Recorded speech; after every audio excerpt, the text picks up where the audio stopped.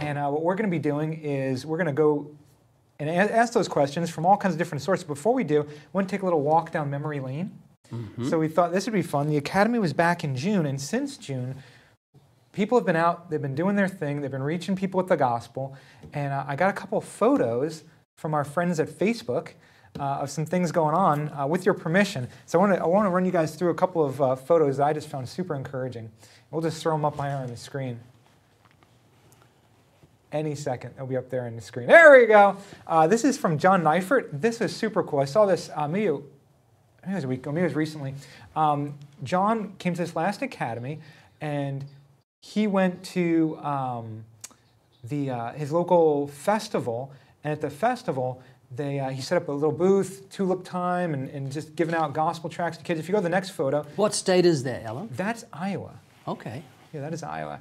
And it's just kind of a fun fair thing going on. Look how green it is. We're from California, and we notice green. We do. Just notice big fields, right? Yeah. Seeing yeah. grass. And check out this one. This is kind of a zoom in. The next photo is kind of a close-up on his table. And he's got all kinds of neat things there. He's got a Genius DVD. He's got that little necklace thing where you take them through all the different colors and you represent red as the blood of Christ, and et cetera, et cetera. It's just a neat thing of making the most of opportunities. And it's so encouraging. I saw this photo moving along. So this is from the Iowa State Fair. And Tony Ramzik, who's one of our team leaders, he spearheads this up. He works at Answers in Genesis. And they have a whole booth at the Iowa State Fair. And they do all this kinds of really neat kind of stuff. And they rent out a booth there and just give the gospel to people. Have they got giraffes at the Ark Encounter, or is that just a picture of Noah's Ark or something? I don't know. Because I've been pleading with Ken Hand to get a giraffe. They're really hard to deliver because you've got to get them down the freeways under the overpasses. And so, yeah, that'd be great to get one. Yeah, we'll put in a good word. But check out this. So this is neat. This is them handing out gospel tracts. Oh no, that's a gentleman from a dear brother from Answers in Genesis. And you know when you say a dear brother, that means you don't remember their name? That's right, brother. But this guy, he's really cool. He's one of their speakers, amazing. And then there's he's witnessing some folks, and then you have this guy with what's going on. Willis, look, he's like deer in the headlights. He doesn't even know he's being photographed. But that's just neat. We've got a couple other photos here. Just run through them. This was neat. Just like a little track repository. Got a couple of our tracks there. Some Answers in Genesis tracks. You go to the next photo. This was neat. So they do this outreach every single year at the Iowa State Fair. Answers Genesis rents this thing out, and they just have, I forget how many it is, but it's like hundreds of thousands of people who go through this fair. It's not and this small is a fair. secular thing. It's not a Christian, so it's great they're in there. Oh, absolutely. And they just have someone outside the booth and just handing out gospel tracts, and it seems like this lady got into a conversation with those folks. And then we have a little cameo there at the corner. If you go back one photo, if you guys are familiar with, maybe you can't go back one photo. There you go. If you guys are familiar with Sarah Malley and Grace Malley from, they have Bright Lights, and Grace wrote a great book called How to Train Your Memory.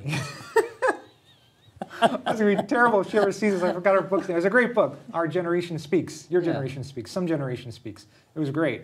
That's Mom. That's Mama Malley right there. So that's neat. It's over there. They do a big training before it. So the next photo, this was neat. Cool little booth. They give kids tattoos? Yeah, that wash away. Oh, okay. Wash away. You were joking. No, they really do. It's like a tattoo thing. And they have a little evolution of fact or fiction. And it's just a great opportunity to witness and share the gospel. So this is what some people have been up to since then. If you keep going to the next photo, okay, so this is encouraging. We have a pastor who came, Ben Ito. He's a church in, oh boys, I forget exactly where, but he's a pastor. He came, he loved it. Sacramento. Thank you, Lord. It would have been deeper than that. It would have been more manly. Yeah, I think so. Not that voice wasn't manly. Yeah. Just okay. Anyhow, moving on. So he loved it. He came and he came back another year, and he brought back folks from his church, and this was them in their local area sharing the gospel. So that's kind of a cool. He's standing on a little stool there. That was one of the guys in his church. If you go to the next photo, I believe it's actually of Ben. No, it's not. This is of another dear brother who came to the academy this past June. Love this brother. Great brother. Dear brother. brotherly brother. And I'm Ray Allen. that's good to know. So yeah, just some cool open air going on in their area, and you keep going forward, and you. So that's Ben. That's Benito in the red shirt. Really cool guy, and he's witnessing to Goliath, who's about 7 foot tall. Look at Ben. He's on a stool, and the guy's still taller than him. I've had that. Yeah. Just a really neat thing in front of the taco truck, little taco truck evangelism. If you keep going forward, something else. They had a little booth there, just sharing the gospel. People come to the booth, and this church has just taken every advantage to go and reach people with the gospel. I hope people are getting ideas from this. Next one. Just using the open air chart. We sent you a downloadable link when you came to the academy. You could have it printed out and set up right in your area. If you lost that, just email me. But that's another guy open air. Is that light coming from heaven on that guy? Looks like it. It could be. Wonderful. Could be. Or a street lamp. Yeah. One or the other. Next one. Sport. Just a cool witnessing photo. And speaking about cameos, in the backdrop there, that beautiful bald man with the camera, that's our very own Eddie Roman, producer of our TV show. So this was cool. Eddie actually went to Ben's church. This was from this past weekend, and he did a recap for a future episode of Way of the Master. So we talk exactly what this is about. You went to the academy. What do you do after? And this is just showing what a church is doing. Oh, that's wonderful. Praise the Lord. Another cool photo than witnessing. And then I think we have one last set of photos just from this past weekend, actually. So this is Billy. Billy is really cool. She's been to the academy more than once, and this is her out there just sharing the gospel. This was from this past weekend, doing the good test. You keep going forward, and the gentleman she was with there, just sharing the gospel with those teens, part of her team there. And I think there's maybe one more photo. Oh yeah, this was neat. Great idea. Ray, you do this all the time. You grab your mic, you go witness to people, and it really gives a great excuse for you to open up and share a gospel conversation. Right. She's got a mic. And I think maybe there's one last photo. Yeah, just some neat photos from the outreach. So just I love it. Love it, love it, love it. You know, Ray, one of the things that just really encourages me is when people come and they do it, and some people come back. Like Billy, she's been multiple times, and she's kind of, every time she's learned a little more, done more, and she's got this outreach team. She does the basic training course at her church, and it's just so neat. Always remember the words of D.L. Moody. I'd rather set 1,000 to work than do the work of 1,000. And it's always been my cry to ask God to raise up laborers. You know, Jesus said, pray to the Lord of the harvest that he would send forth laborers into the harvest. And that's a command. And so few of us do that. Pray to the Lord of the harvest to seek him. So I've been doing that for many years, just crying out to God, raise up laborers, because that's the power of the gospel and multiplication. So it's wonderful to see. It is. You know, Ray and I were just chatting before we started, and I was telling him how giddy I was to do this, because it's so neat. Like, you guys, wherever you are. I don't think men get giddy. Men get sort of pumped. I was pumped. I was psyched. Yeah. I was ready to start a bar fight. It was great. Watch some football. I heard you giggling because you were so giddy. But you guys are there. You went to the academy. You are the core. You guys are the ones who are out there. You're doing it. You're hungry. You want to learn how to do it better. And they're doing it. So this is so neat. I mean, no one's going to see this video except you guys, so I can, be a little... you can forget names. Yeah, exactly. So I don't publicly embarrass people. It's more like privately embarrass. I do that all the time when I'm witnessing to people. And they say you've got to say someone's name 3 times to remember it. So I've been trying to do that when I meet someone, just before we go on camera. Say, okay, Fred. Good, Fred. Where you from, Fred? Fred. And and still sometimes I lose it because you got so many things going through your mind. I should try. I've witnessed to like the same person 5 times. Yeah. Like I just don't even realize it. Yeah. It's Well, horrible. that's good. It shows that you're witnessing to a lot of people. Yeah, I remember one guy. This was years ago. He said, "I'm going to follow." His conversation. I'm going to follow Christ now. You've spoken to me 5 times before. I'm getting serious with God now. Wow. I was like, oh, that's benefit of an awful memory. Yes. Something like that. It was years ago. Okay, so we've been chit-chatting a little bit. I was really encouraged by those photos, so I hope you guys were too, and I hope you got some ideas to keep going. Let's get into these questions from Ray, because that is why you tuned in for. So I'm going to go right to the chat room and just see what we got cooking here. Okay, we got Ken in here. We got Sarah. Oh, some encouraging words. Oh, people are saying no sound. Hopefully that was fixed by now. 3 people in a row. No sound, no sound, no sound. Great outreaches. Okay. So can you guys hear us now? That'd be so I've had hysterical. that after I preached my heart out at the sermon. Someone comes up, that was wonderful. The sound was really bad. Didn't hear a thing. To get all the deaf people out there who are lip reading, they enjoyed Yes. some things to throw. Okay, they mocked me for my giddy comment, so we're good. So good. Okay, so you guys out there in chat room land, if you have any questions, shoot us in. Some people who couldn't make it live emailed me in some photos, or not some photos, but some questions. So we'll just start off with those. And also, if you want to call in, we have our FaceTime thing all set up, and which I'm sure will be a debacle, but we want to give it a shot. So It's a first. it is a first. Yeah. So we're totally doing this ghetto approach, and it could be really fun or awful, but you guys will be with us to experiment and learn.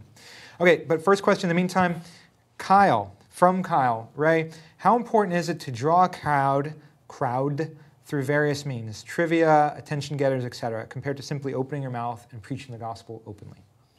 Well, I'm a bit funny. When I preach the gospel, I like people to listen. I like to have someone listening to what I'm saying. Some people aren't concerned. I've seen them stand on a street corner and just yell, and nobody's listening. And my heart is to reach the lost. I don't want anyone to go to hell. I've found everlasting life. And so it's not just an exercise for me to just do my duty and yell, and if no one listens, too bad. Well, I want people to listen. How will they hear without a preacher? So I've been using trivia for 30 years. And the reason I use trivia is because I didn't used to use it. For about 12 years, I'd go to the local Speaker's Corner in the city of Christchurch in New Zealand, and every day I'd try and have fresh stuff, some fresh springboard, and that was a mountain for me. That made my nervousness go on steroids. I think, what will I talk about today? Yeah, I'll talk about that. I hope it works. And then I'd just get up to speak and I'd abandon what I'd planned so often and just go on somewhere else and think, why didn't I go with that? And it was just, every day was just a mountain for me.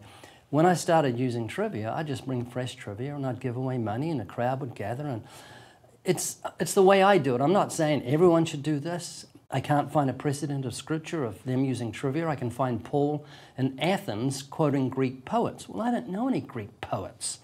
So I quote trivia. I could find some Greek trivia to quote, but it's just appealing to the natural man.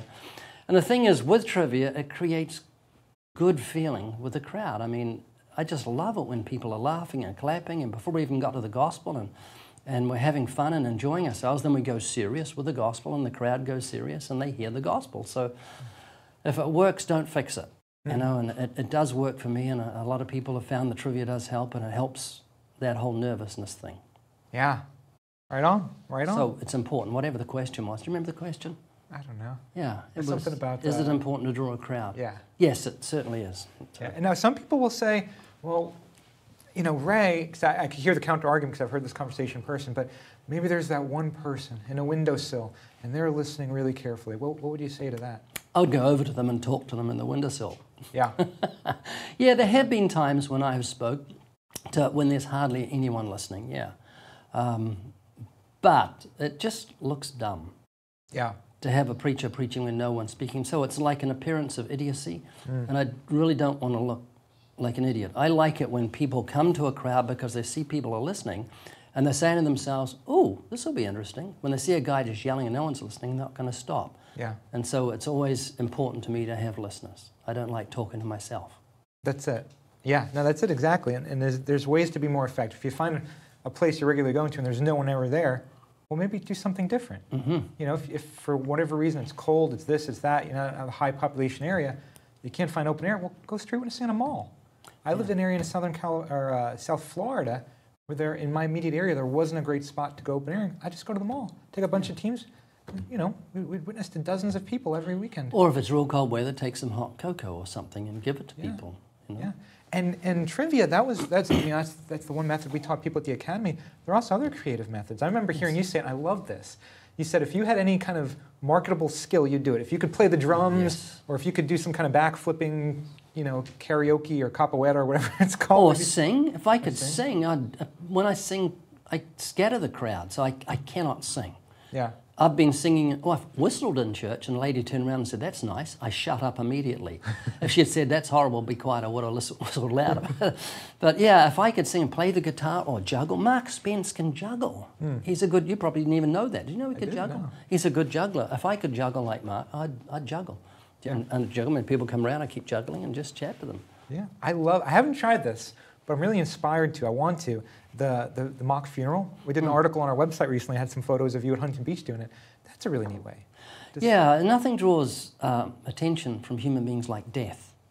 If there's an accident, you get looky-loos. I mean, I looky-loo when I'm driving the freeway and everyone slows down. It's because I don't know why we're drawn to disaster, but we are. Yeah. And so death is fascinating, and it's wonderful to springboard off the subject of death into everlasting life. It lends itself to it. Yeah, that's good. So find a crowd. Find a creative method to get a crowd. Did I ever tell you about the girl that was crying too loud? No, I don't think so. Yeah, this is just a funeral. We did a mock funeral way back, like last century, way into the last century. And I'd gone way out and told the crowd that were coming to go to the Salvation Army store and get black clothes so there could be mourners. And this girl showed up. I think she had a hat and a veil and everything. And she was just throwing herself into it. And I was waiting to get a crowd. They were starting to gather. There was a corpse there with a sheet over. And she was crying really loud. And I was just starting to speak. And she was going like that. And I thought, that's going to make me laugh, because I know she's faking it. So I walked over to her in front of the crowd, put my hand on her shoulder, leaned up to her and said, "Shut up." And then just went back and carried on preaching. But it was really funny. Comforting comfort. That's great. Okay, next question. And if any of you guys out there in YouTube land want to try this, I'm really curious to see if this thing is a great idea or not. I'm on the fence. So if you guys want to call and do the FaceTime thing, please do it. Ellen will pay you. I've already had to think this thing through. As soon as someone looks away, I have to hang up on them because we don't have like a switchboard. It's like, how rude is that going to be? So this is good. I was wondering if people are going to keep ringing in while we're doing this. Okay, so let's go to the chat room and see what we got going. Any good questions? I'll even take a bad question. Brian Osborne, that was who was at the Iowa State Fair. That was the gentleman from Answers in Genesis who was one of their wonderful speakers, who I called a brother. That's why you're saying he's wonderful now. In case he ever sees us, he's covering my back. We're friends on Facebook. Okay, here we go. Hello, question for... What's that noise? I think we forgot to turn off our phone. Or one of the camera people. It sounds Jen, like it came you? from the iPad. Is it you? It's not something coming through. Oh, I don't know. Eddie may have something set up on there. It's all Eddie's fault. Okay, here we go. Hello all, question for Ray. What do you typically do during street preaching after trivia questions / gospel with a good person on the box, or with a person on the box? More trivia questions with the next person. Okay, so how do you transition?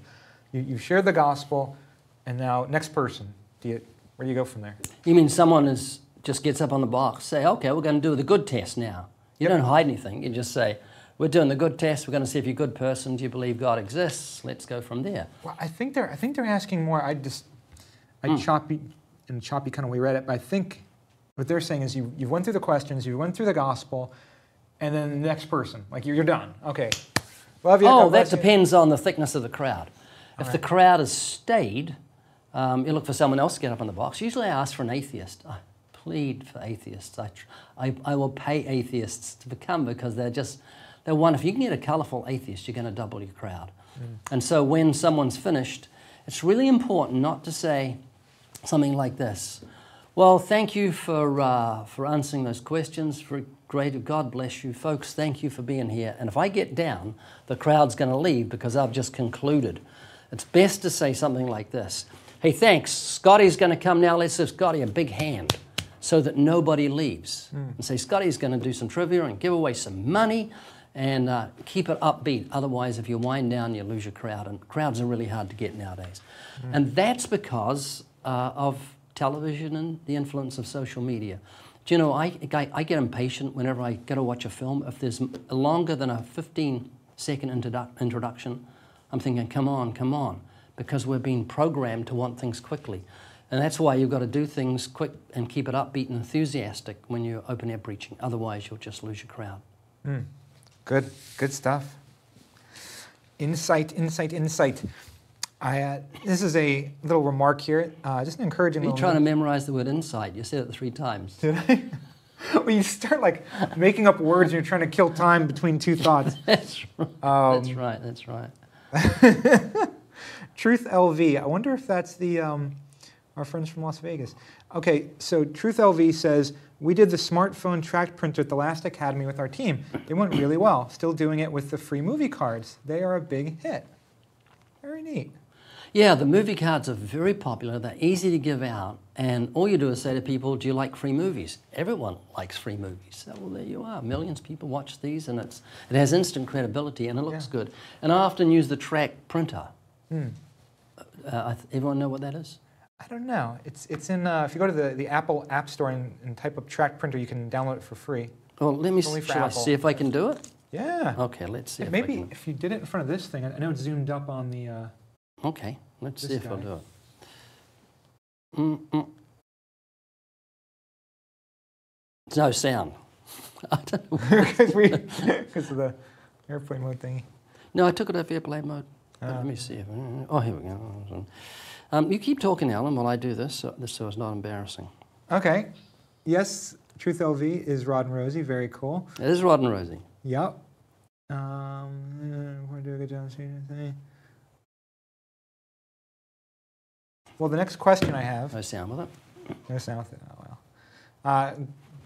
Download it now at the Apple Store for $3. Track printer. Yes, it's wonderful. Yeah, this is called the track printer, right? Yeah, it's really neat. So it's it's too hard to explain. I could make the noise. It's a neat thing.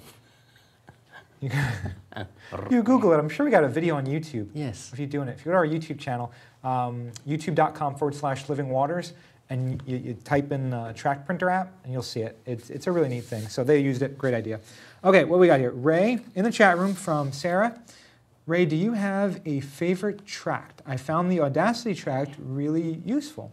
So if you're not getting that tract back, will you guys make another one besides the movie cards with the gospel on it? Yeah, my favorite tract by far is the $1 Million Bill. And I get the $1 Million Bill out of my $100 wallet. And I keep them in here. And so that's my favorite. It's so easy to give out. And the way I see it, we've sold literally millions and millions of them. And I'm thinking to myself, everyone's got one of these. Everyone in America must have one of these, but they haven't. A lot of people say, whoa, this is really neat. So no, I still give it out. Absolutely. It is a winner. It is a real big winner. Okay, another question we had emailed in from Harold. Very cool guy. I remember Harold well. How would you address a homeless camp? I go to a homeless camp once a month and would like to do an open air, but I'm very conscious of their current condition. Have you done this? And what would be a good way to go about it? You have special insight on this particular one. Yeah, what is it? An area where homeless people live. Oh, yeah. It's very important to realize that if people are going to hell, it doesn't matter whether they're homeless or they live in Beverly Hills. Yeah. There's still an urgency. So if I went to a homeless, I'd take some food or something like that, or something to give away, or in-and-out cards or something like that, depending on how many were there. But I wouldn't hold back from sharing the gospel. And the way I look at it is like this. If you're sitting next to a guy in a plane, and you know everyone's going to have to jump, and the guy's got a broken leg or something, and he's in a lot of pain, do you not tell him about the jump because he's in pain? No, you just hope that his pain doesn't distract him. I got to witness to a homeless guy yesterday. I was on my bike, went past him, and he had a whole stack of stuff. I said, excuse me, you homeless? And he says, yeah. I said, could you do with an in-and-out, hamburger card? And he said, yeah, that'd be great. I said, would you come on camera and tell me about your homelessness, and we'll talk about the things of God? And he says, yeah. And it was very interesting. We were in this little area. It was just a bike path. And while I was talking to him, I was going through the law, and I looked around, and 3 officers of the law on motorbikes came past us very slowly, and I got them on camera, which I thought was very appropriate. And I brought it to him. I said, "You've got to face that law." And he thought I was some kind of undercover cop that distracted him and brought in the law to arrest him. But they went right past us. Didn't even check. Didn't even notice us. But it was a wonderful opportunity to share the gospel with him. Yeah. And he was thankful to hear the gospel. And I didn't hold back in talking about sin and judgment and righteousness. And I gave him some other cards too, and let him know I cared about him. And you used to go every week to MacArthur Park. Right, yes. In LA, which is I didn't realize that it was the most murderous area of Los Angeles. If I'd known that, I don't think I would have gone. But it was a great opportunity. I was very, very naive. When I started preaching there open air, a girl came up to me and said, "You should back up to a tree when you preach in case you get stabbed." And I'd give away money in answer to trivia, and I think the same girl came up and said, "Don't do that, you'll get murdered for that $1 that you're giving away. Just keep your money quiet." So it was a great opportunity, and there's the details about it are in the book, Out of the Comfort Zone. Yeah. And the reason I had details is because I used to write to my mum and my aunt every time I got back from preaching there. I was brought to tears so often, and just weird things happened, and someone was murdered the night before. So I'd write the details of what happened. So in a sense, I had a diary of every day I went there that I was able to pull from for the book. Now being in a homeless, it sounds like what Harold's describing as a homeless camp, maybe not pull out a wad of dollar bills if it's kind of a sketchy area. You mean $1 million bills, tracts? No, I was thinking dollar, like yeah, you don't want to get killed for it. Yeah, just be very, very careful. So maybe some discernment, but otherwise the message, the approach, you'd sandwiches. I used to take sandwiches every time I went to MacArthur Park, and they would panic to get those sandwiches. They were so hungry. That's what brought me to tears so often. Yeah, very neat, very, very neat. Yeah, I used to go back in the day when I lived in Fort Lauderdale. Every Sunday after church, we used to go to a fast food chain, and they had like 30-cent cheeseburgers or something. We would just get like a stack of 20 of them, and we would just go around all for an hour or two, and just go around to this area, this park in Fort Lauderdale, where they had a lot of homeless people, and we'd just say, "Hey, you hungry?" And give them a cheeseburger, and just sit on the ground and just chat with them, just about life, how you doing. And we did it every week, so we'd build relationships with some of these guys and become friends with them. It was It really just made me feel hungry, Alan. Well, I happen to know someone who's got an in-and-out gift card. Oh yes. Okay, so what we got here in the chat room? What number should I call in to use the call? And it's actually an email address. It's in the email that you got when you signed. Well, not when you signed up. When I emailed you, if you go in there, it's just copy and paste it or whatever. I forget what it is exactly, but it'll be right there in that email. Okay. Okay. Another one from Cameron. Cameron asks, any practical advice for someone considering doing open air solo? It seemed discouraging to have no support from others when I think of going open air alone. There's a huge advantage for doing open air alone. Paul preached open air alone in Athens. I've got a... That's better. Yeah, he preached open air alone in Athens. And I actually like doing open air alone. And do you want to know why? I'd love to know. If there's no one there, none of your friends, and you fluff it, you don't make a fool of yourself. If you dry up and blah, blah, whatever, it just doesn't work. You just go home and you don't feel embarrassed in front of your friends. But, there's advantages of being alone. That's about the only advantage. But there's advantages of having people come. Scotty and I have been preaching together for about 12, 13 years. Yeah. And it's great for the fellowship. We talk about things when we go there. We talk about what happened on the way back. And then we tag team, which is wonderful because we're not allowed to use amplification in Huntington Beach. And so it can be exhausting. You do 20 minutes with all that ambience, and it's quite exhausting. So just to say, Scotty, poor Scotty, if I can't get a crowd, I just yell out, "Scotty," and he has to get up and try and draw a crowd. And because it does happen sometimes. Sometimes the trivia doesn't work. Sometimes it does. Most times it does work, but occasionally it doesn't. Good stuff. Very, very good stuff. Okay, let's go back to a question written in, unless any of you guys want to call and try our Ghetto FaceTime line and see if that works. This is from Marcy. Marcy, Ray, could you please discuss how you present the gospel to close family members? Also, do you ever reapproach or follow up with them with the gospel again, or give them more information through conversations, emails, letters, etc., or do you wait until they bring up the conversation again? I've mentioned many times that I'd rather preach the gospel to 1,000 machete-wielding atheists than witness to my sister. It's very uncomfortable. And the reason it's uncomfortable is if I upset those atheists, I've lost nothing. They're angry at me anyway and say, "Get out of here." But if my sister says that, now which is that? That's the, ooh, this is the big, look, ooh. And they hung up. No? And they're back. They're back. Do you have to touch anything? I do. Do you want to Yeah, do the call? yeah. We'll go back to the other Okay. my sister. Here we go. This is a big one. Give them more information. Look at Hello! Hey. This is so neat. You're our first contestant. Huh? How's it going? Good. That was a close-up of an Is this the right earlobe. number? I'm sorry? Is this the right number? It is. You called. This is Alan Ray. Yeah, we're blocking you. This is being able Alan? to see. Yeah, this is me. Aren't you online?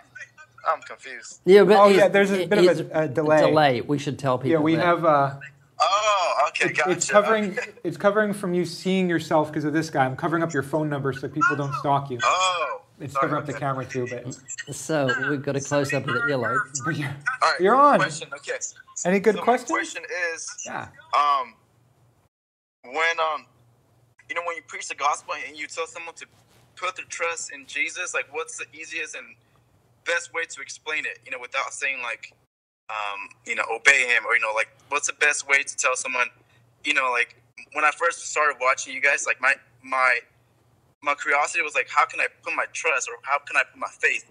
Now I know how to do it, but for someone that's new, like what's the most simple way to have someone like put their faith in Jesus without thinking like religiously? I don't know how to explain it, but No, you've explained it well. that works. Yeah, I'd like to address that. Sometimes I feel like a parrot, Alan, because I say the same thing again and again.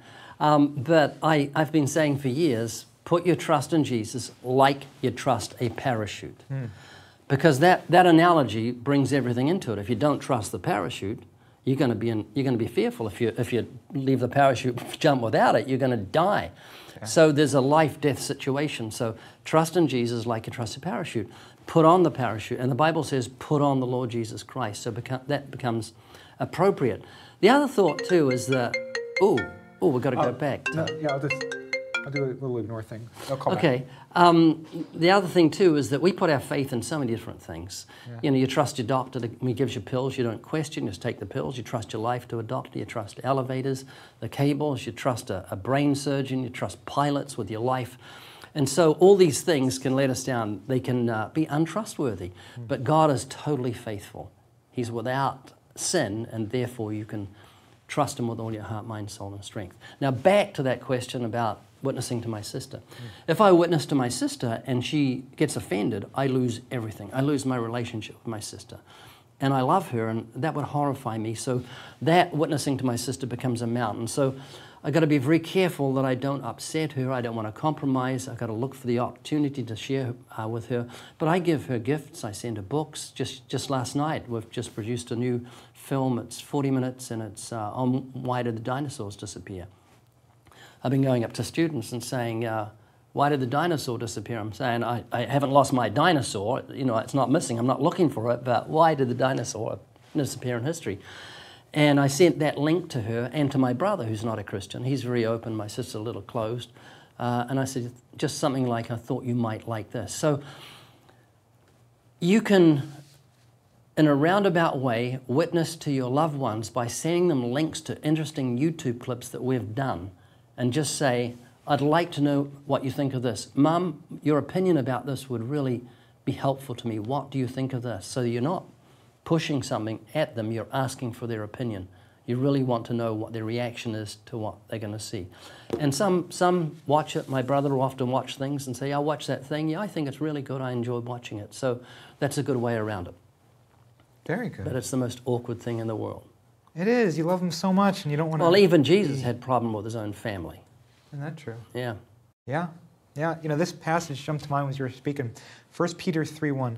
Wives, likewise, be submissive to your own husbands, that even if some do not obey the word, they, without a word, may be won by the conduct of their wives. The passage is saying that they don't obey the word, so they know the word, they've heard the word, but they may be won by the conduct of their wives. And when you have that close relationship, being loving and being kind, it can really amplify the truth of what you said. And sending gifts when it's not Christmas or birthday is huge. It's obligatory to send gifts at Christmas or birthdays. But if they're out of the blue gifts, it becomes a token of love. And that's what speaks volumes, better than 1,000 words in a sermon. Totally. And it just all comes from the heart, doesn't it? Like, you're not trying to buy them off or buy them into heaven. Just like... You really care. Be that person who just cares about people at work because you care about them, no other motive. You're not trying to... Just love people, be generous, be kind. Get gift cards and give them to a stranger. Do stuff like that. It's just neat things. So, okay, let's go to another question. If that whoever I hung up on who called in through FaceTime, if you want to call back, you could go for it. And remember the delay. Don't look at the picture. Just go straight for it. Yes, yes, yes, yes. Okay, so this question is from Nathan. Nathan asked, I would like to know what equipment Ray uses when he goes out and witnesses by himself, the camera and mic. Additionally, what is his approach when he gets them to talk with him? Does he say, hey, would you like to be on a YouTube channel? What's his approach? Okay, I brought my microphone for such a time as this. Alan gets me these mics. This is a iRig mic, HD2. It's really good. They're not too expensive. What, about $100? About $100. Get on Amazon. I continually have trouble with the cords, and I have to be very careful because if you've got a bad cord, it doesn't sit in properly, you lose the whole interview. I lost 2 the other day, really good interviews. They just didn't, there was no proper sound. But this fits into my iPhone 7. It's a little power cord that fits in perfectly. And always be cognizant of having the phone turned on. Sometimes I've forgotten to press record and you lose because you're nervous. Yeah. You don't want to fluff it. You're talking to the person. You don't want them to change their mind. And so this is how I make my approach. I've got my little cards here. Here we go. These cards here, I don't know if you can see, but I'll give it, this is the larger version. Biblical term? Yeah, biblical term. But this is what I give to people. I just ride up with Sam on my bike. There's Sam there, which you've all met him. And I say, would you like to do a YouTube interview? And some people say, no, I'm just too shy. I say, no, you're not. You're talking to a complete stranger. Good. And they say, oh, yeah. I said, look, you can do this. Just give me 5 minutes. I'm going to ask you, what do you think happens after someone dies? And that's become a very important thing to me. People will turn down an interview if they don't know what it's about. Because they think, what am I going to say? What's the subject? So if you can tell them it's about the afterlife, and as soon as I say that, I say this has got over 80 million views, and it gives credibility. A lot of people say, wow. And I say, I ask people if they think there's an afterlife. Do you think there's an afterlife? And people say, oh, I don't know. Yeah. I said, do you think about it much? And they say, yeah, all the time. I say, what's your name? And she might say, Mary. I say, Mary, would you give me 5 minutes? I'll give you an in-and-out card for 5 minutes. Your thoughts. You sound like a very interesting person. And bear in mind, I get turned down probably 9 out of 10 when I approach people. Yesterday, I probably went 15, 20 people, and everyone says, no, I'm too shy. But what I do, and I love doing this, if someone says, no, I don't want to do it, I say, I'll give you an in-and-out card. No, I don't want to do it. I say, well, here's the card anyway. And they go, wow, you sure? I say, yeah. Why are you doing this? Because I love you. I care about you. And they say, well, I'm going to check this out. I'm going to subscribe. I say, well, nice to meet you. So that's my approach. If someone says they're shy, I say, look, I'll make you feel relaxed. It's not live. If you don't like what's happening, just say, I want to stop this, and I'll stop immediately and delete it. So you've got nothing to lose. And if someone says, oh, I don't know, I say, you know, life isn't like this. Not often people come up to you and say, would you like to come on YouTube? There's over 80 million views. I said, you've got to grab the bull by the horns. You don't want to be mediocre. You know, you've got to live life, and this is an opportunity, and so take it. And people say, oh, okay, I'll do it. I say, oh, thanks, it's been a good sport. And then I keep them talking. I say, what are you studying? Because I don't want them to change their mind. If there's silence, they'll sometimes, and it's a spiritual battle going on. And so I say, what are you studying? And they say, oh, such and such. Oh, you enjoy that? I'm going to have to ask your permission to do this. Is that all right? And that's another important thing. We used to get sign-offs. We'd have a physical sign-off chart where they'd legally say, yeah, I'm okay to be filmed. And I thought, what is going on? Every time I give someone a chart, they take 10 minutes reading it and then sign it. And I thought, I know what it is. They don't want to seem stupid by just saying, oh, I don't care about, you know, this legality, I'll just sign it. They want to look as though they're a thinking person. So we started saying to people, sign this, it gives us the right to your house, your car, and your firstborn. And they'd laugh and just sign it off and give it to us. And then I've just more recently, in the last 10 years or so, been just getting it on camera. I say, I have to ask your permission to do this. Is that okay? And they say yes. And then I get the camera rolling. Boom. I say, can I have permission to interview you for YouTube and all media purposes? That gives me the right to still shots, anything we want from that interview. And it's a legal right, and we've got it on video of him saying that. So it only takes 5 seconds, but it's a very important part. That is neat. That is neat. That's very practical advice. And it's great. Even if you don't have like some huge YouTube channel, still people they're into it, you know? Hey, want to be on a YouTube channel? Oh, really? A YouTube channel? Yeah. And even if it doesn't end up going on YouTube, it still makes for, you know, an engaging conversation as an excuse to go up and start a conversation with someone. Well, often when people turn down, they don't want a camera, don't want to go on camera, I'll say to them, can I talk to you without the camera? And they say, yeah, sure. And I get to witness to them. Yeah, It's a win-win situation. Yeah, it's an icebreaker in and of itself, isn't it? Well, that's neat. Okay, so I saw in the chat room, KHM, he wrote 2 parts of the question. I'll just summarize it. It says when you go open earing, you know, you're going through the trivia, and then you go to the good person, and sometimes it can come off a little bait and switch. How do you find a lot of people, when you make that segue, do they say, oh, wait a minute, I just want free money, I don't want to talk about this God stuff, and run off? No, or is that not more very internal often. awkwardness from the preacher? No, it's just, Jesus used bait and switch, okay? We're fishing for men. He was using bait, the woman at the well. He was talking about water with him, but subtly he wanted to talk to her about eternal salvation.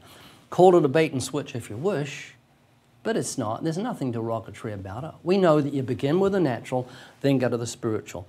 And so every now and then, maybe 1 out of 100 might say, you fooled me. I thought this was about money. We didn't. And so it's a smooth transition from answering trivia. Do you want to do the good test? They get up there. You're a good person.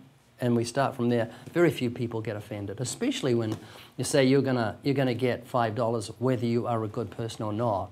And that creates good feeling. Nice, very nice. Okay, so we have a question emailed in from Diane. She asked, what are things to be cautious about when starting an evangelism ministry? Don't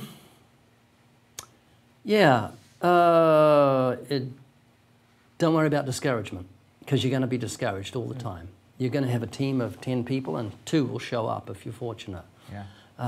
So you just got to have that mindset is that you're just about doing this alone, this team thing. When we did Santa Monica for 3.5 years every Friday night, sometimes 6 would show up. Once I went by myself, drove there 30 miles, carried all the gear myself, got abused like I never had before. I'll never forget that night. As soon as I got there, people started yelling out abuse at me. I was alone. It was just horrible. And someone stood in front of me with a lemon and said, if you talk about Jesus, I'm going to throw this at you while I was preaching. Someone stole the amplifier and someone had to run after and get him back, and there was just continual abuse. And it was horrible. And I carried all the gear back to my car, and as I put it in the car, a guy came up behind me and stuffed $800 in my hand. And I thought, whoa, what a neat night this is. I had a great time, never forget that. But and the other time when there's a way to triple your team. We used to get about 10 people. One time we got 30 people, and that was when Arnold Schwarzenegger walked by him. Someone got to witness to him. The next week we had 3 times the amount of people showed up, which is the power of a celebrity. Yeah. So if you want to get your team tripled, just get A-list celebrity to show up. That's it. Witnessing. For someone in Kansas right now is thinking, I'll get right on top of that. Yeah, do that.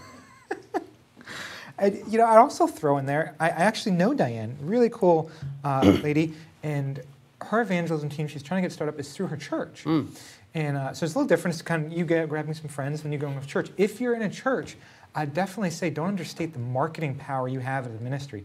Make some noise, make some announcements, get some photos, get you an iPhone and just subtly walk by and kind of get some pictures of some people and slice together a little video reel and show it in church. And get your pastor behind it. Yeah. If you can use the language that pastors use, say, Pastor, I want to see this church grow. I want to bring in new people. Would you support me in our outreach to bring new people to this church? And there's somebody there suffering from rejection who called in on that number and we cut them off. So feel free to call again. That's right. That's right. We actually have an article on livingwaters.com called How to Spark a Street Team. And if you want some more odds and ends tips on this topic, that's a great one. So while we're waiting for the person to call back, we got a question over here in the chat room from my man Ken. Ken asks, thanks Ray and Alan. It is indescribable how thankful I am. After the academy, I'm witnessing again. Oh, what a joy. Recently, I was asked by my health club not to leave tracts in the lockers. Should I be embarrassed about that? Well, who's asking you? Have they got authority? Are you doing something wrong? Are you opening up other people's lockers and invading their privacy? There are certain times where I take notice of things like that, and there are certain times I don't. Like I remember I was in a hotel once, Mark Spence and I'd been leaving tracts in different places. And a guy with a whole lot of towels on a little trolley came into the elevator we're in, and he saw I'd put one on the wall. And he said, so you're the guy that's doing that. Management says you got to stop. And I says, I'll remember that next time I do it. Because he's just a guy wheeling towels around. He wasn't the manager, and he was just annoyed that I was doing that. And so sometimes I take notice, and sometimes I don't. So it depends on the legality of it, and if you're invading people's privacy, or if it's a private club, you really don't want to upset people. Yeah, I know. Question emailed in from Ron. He asks, where on a private college campus is it permissible to set up an evangelism table and do open-air evangelism? And he asked the same question on a public college campus. There's a difference between private, public? I think there's probably a difference, but just go to the authorities, go to the website and just say, can I set up a table? I see tables set up all the time. Yeah. And I think they legally probably have to do it. Scotty's an expert on this. And so they can't stop you from setting up a table, but just call and say, I'd like to set up a table, and what's the procedure? And they'll say, they'll supply the table. And that's what, in local malls in California, we've done that. And they say, we'll supply the tables.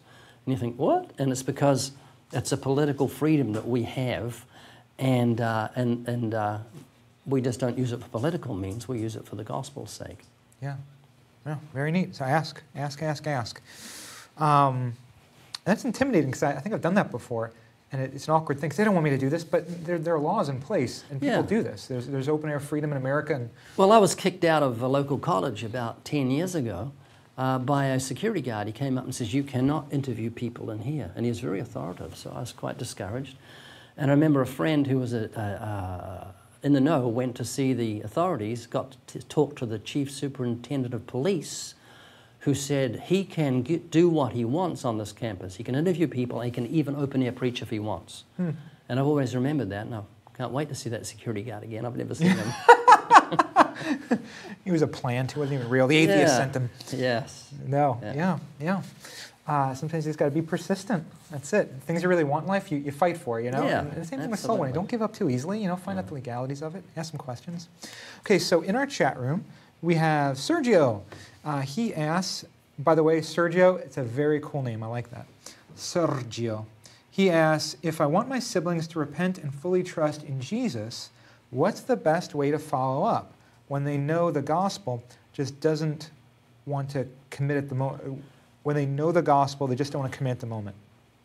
So I'm a little. I understand what he's saying. Perfect. You've shared the gospel. What do you do next? Well, then you just have to be rich in good works and love and kindness, and be ready for when they say if they ask a question. Or you just say, you've been thinking about what we talked about that time, but whatever you do, don't be pushy. Just be very gentle, because this is that awkward family situation once again. Yeah, right on. Okay, Johnny emailed in. He asked, how do you handle a conversation with someone who says they are saved and says all the right words, yet based on their fruit, it is evident that they are not? Yeah, I get this all the time, and I've got one litmus test, and it's usually the cause of their problem. All you do is say, do you think you're a good person? I know you've been born again, you've read the Bible, you used to go to church, blah, blah, blah, and you think you're going to heaven. But are you a good person? If they say yes, then you've got a basis to take them through the commandments. You say, well, let's just make sure you're going to heaven. I want to make sure. So I'm going to take you through the commandments to see if you are a good person. Because that's usually the problem. When someone thinks they're a good person, there's a lack of repentance. Because how can you have godly sorrow if you don't see sin as being exceedingly sinful? Yeah. How can you say, God, be merciful to me, a sinner, if you don't see yourself as having a wicked, sinful heart? And so that's revealing when someone says, I'm a good person. No repentance, it's going to be superficial repentance. And that's the basis of their false conversion. Okay, we have another question emailed in. This is from Caroline. She says, how do you minister or share the gospel to someone with a seared conscience? I mean, they have no problem with shooting a baby and the mother and eating them. Sorry, that was as pagan as I could think. Oh, and they justify it. Most aren't extreme, but dealing with a seared conscience. You got to remember what the word seared actually means. It doesn't mean a dead conscience. It's a seared conscience. And the thing that comes to mind is I was in Hawaii ministering. Someone has to do it years ago, and I saw a chef with a steak, and he just threw the steak into the hot pan and went. He got a fork and turned it over. He said, and then he looked at it. He says, "Yep, that's seared." He used the word seared, and then he got a sharp blade, cut into it. And inside it was all soft and tender, just seared on the outside. And that's what the conscience is like. So you've got to remember, God has written the work of the law on the heart. He's given light to every man. You have a judge on the courtroom of the mind. You've got the conscience is going to bear witness with you. He's an ally in the heart of the enemy. So you can speak to that conscience. And if someone is rebellious and hard-hearted, you can be firm in love. Open rebuke is better than secret love. And you can just say to someone, you know it's wrong to lie. You know it's wrong to steal. God has written His law upon your heart.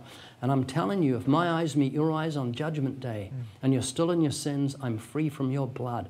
And you can look back at this time where I shared this with you and say, why didn't you slap my face? And bring me into reality and say, I can't slap your face. It'll offend you. All I can do is slap you with words and say, you could die tonight. So don't be afraid to put the fear of God into someone who's got a hardened or seared conscience. Yeah. Right on. Another question from the chat room. We have Stephanie. Stephanie all the way from Germany. Achtung. What? That's attention in German. Achtung. I remember it from the comics I used to read, war comics as a kid. Never forgotten that. I thought you were clearing your throat or something. No, Achtung. Oh, very cool. So Stephanie was one of now this is a funny story. So this past academy, this one. You built it up, Alan. No, it's the best story you can ever hear all day. We had Stephanie and then another gentleman who's a pastor, a dear brother. Why can't I remember names? They both came from Germany, from like the same area, I think the same city in Germany, came to the academy, didn't know each other. Oh, wow. Yeah, so what a trip. So they went back and you know, I don't know. I don't know if they ever saw each other again or not, but they're both from the same city. What are the odds that they would do it? So Stephanie asks, does Living Waters have any German tracts? Yeah, I think we've got a website, 1,000 something. Remember that?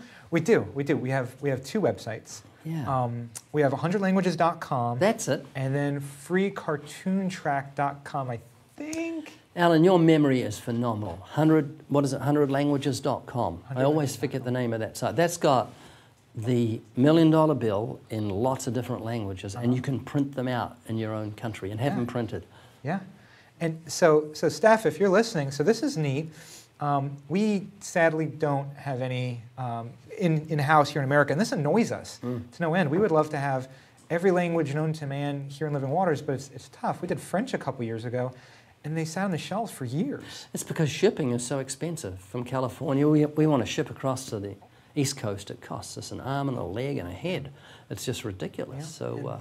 Because we're on the other side of the country. And we don't, unfortunately, get a ton of demand for the different outer languages, so we have to order tracks, 50,000 tracks. That's how we were able to sell it so little, because we get these huge bundles, and it's just not in demand, so it's difficult. But, Stephanie, there is a silver lining.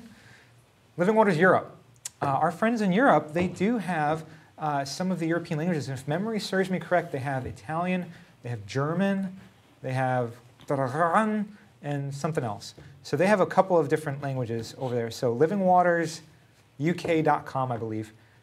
You can link to it from livingwaters.com. I think we've got our international agencies. Yep. If you go to livingwaters.com, outreaches, agencies is right there. Good memory. Okay, we have time for one more question. Oh, no more of these. That was wonderful. No, yeah, that was cool. It worked. It did. It was neat. Just no one's using it. It's tough. This is in the middle of a workday for people. So people are going to be watching this record after and they say, why didn't I watch it live? Could have called in. So, okay, Susan, you are the last question you emailed in. You asked, I would like to know if any of you keep in touch with someone after you have witnessed to them. Bless you for all you do. Yeah, often people say, did you follow that person up? And people don't realize that I can't follow young ladies. I'm a married man. And what did they want? Hey, great to share the gospel with you. What's your phone number? Can I have your email address? That is tremendously awkward. It's not right. And often, you know, I get someone on camera and it turns out to be a wonderful interview, and I so wished that I had some contact. Like Steve, the guy with the 14-inch blue mohawk. Yeah. I saw him one other time after 180, and he came up to me while I was preaching. I had a big crowd, and I can only give him about 5 seconds because I would love to spend more time with him. Then he apparently went to Spain and almost got killed in a fight or something to do with the army, or stabbed or something. So, but yeah, I'd love to be able to follow all these people up, especially the interesting ones that were very open, but I can't because they don't know me from Adam, and it's just kind of awkward. Yeah, totally. And there are probably other things that happen in our witnessing conversations that you do, that we recorded, that we don't necessarily show on YouTube, things like that. So you may want to, when I go witnessing locally, I mean, no one knows I'm going witnessing locally, so I always give them a card to my church, a little invitation with the gospel tract after. If you have a great conversation, you can get a phone number, exchange phone numbers if you want to keep in touch. You're a single guy. I am single. I don't witness to women, though. You don't witness to women? No, not individually. That's why you're single. It feels like I'm hitting on them or something. It's just, it might be. But I'm not a... You've got to change, Alan. Yeah, I'm not a fan of flirty fishing. Well, you can witness to someone, they get soundly saved, and you marry them. That's it. You just got to wait a couple of years to develop the fruit. It's a long-term plan. Well, 2 months for fruit. Oh, dear. Can we delete a YouTube live thing? Is that possible? So, Ray, we're going to wrap this up now. Any last thoughts? Any last words? Yeah, just in case you don't make it home. Long bike ride home. Just right now, no pressure at all, but if you could just change people's lives, if you could just resurrect the dead, grow new limbs, stuff like that would inspire people the rest of their life to never quit. Yeah, I am very fortunate. I've got a witnessing partner that is incredibly zealous for the lost. Every day he wants to go out twice on the bike. Sam comes running up to me just going, I'm not kidding, his enthusiasm is amazing. And he stirs me up. I'm going to go back now. It's like 90 degrees outside. I'm going to be hot when I get home. Open the door. He's going to want to go out on the bike. And so we go on the bike. And I get to witness to people and get to film. And I've learned when I'm feeling tired, I just get up and go. And I come back clicking my heels. It's always that way. When Scotty and I go to Huntington Beach, we're driving along, we just feel like having snoozes. We could pull over and have a snooze when we're going there. But we press through and we come back clicking our heels. So always think of 1 Corinthians chapter 15:58 more. I think it is, therefore be steadfast, unmovable, always abounding in the work of the Lord. I like the word abounding. It's kind of a bouncy word. Always abounding in the work of the Lord, knowing your labor is not in vain in the Lord. Right on. When you started and you were saying someone go out with my witnessing partner, I was thinking Scotty. He says that every day. It's like, oh, the Holy Spirit, Ray, that is so deep. The Holy Spirit motivates you, just you and the Lord. And then he said, and then he pants. I was like, not the Holy Spirit. My dog, Sam. I love it. That's neat. That's really neat. Great. Just yesterday, I've got some new sunglasses. I got these yellow sunglasses for him and for me, so they're matching now. It's put the whole thing on steroids. People are yelling out, "Hi, handsome," and how wonderful, love your dog, and it's and students are packing around. Those little yellow glasses have been wonderful. So if you've got a dog, put glasses on him, put elastic under his chin and behind his head, and things will never be the same. Nice. Well, Academy 24, it was great seeing you-ish. So some of your names. This was fun. This was neat. I just encourage you guys, keep going, keep reaching out. Those photos, seriously, just seeing them on Facebook have so encouraged me. Keep doing it. The Academy wasn't a mission trip, wasn't a one-time thing, it was an academy. You learned, you know enough, go out there and do it. Get the basic training course if you haven't. Train your church, get some small groups going, go out witnessing. Keep going, don't quit. And feel free to come back to an academy. We've had multiple people come back multiple times. Be like Ben. Bring some of your church folk and get some things going. Encourage some other people in your church. What about having a dog academy? Bring your dog. I'm Bring going to your put dog. sunglasses on him. Yep. Yeah. We can talk to the Holiday Inn and see what they're willing to Yeah, do it'd for be kind us. of difficult here and there with the bus and the hotel, but Yeah, be different. it would be different. Innovation. Yeah. Well, we love you guys, and we will see you next time. That's all for us. Thank you. Signing off. Goodbye. Goodbye. Hang up.